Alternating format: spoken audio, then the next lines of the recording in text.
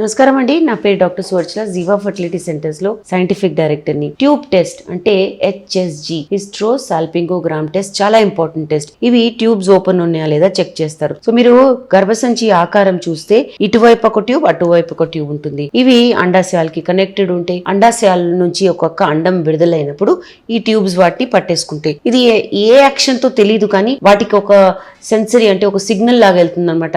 అండం విడుదలైనప్పుడు ఈ ట్యూబ్ అనేది ఆ అండంని తీసేసుకుని ట్యూబ్ లోకి తీసుకొస్తుంది. రోల్ అవుతూ అది స్విమ్ చేసుకుంటూ లోపలికి వస్తుంది అనమాట. అక్కడ కణం ఉంటే అక్కడే ఫలదీకరణం అవుతుంది.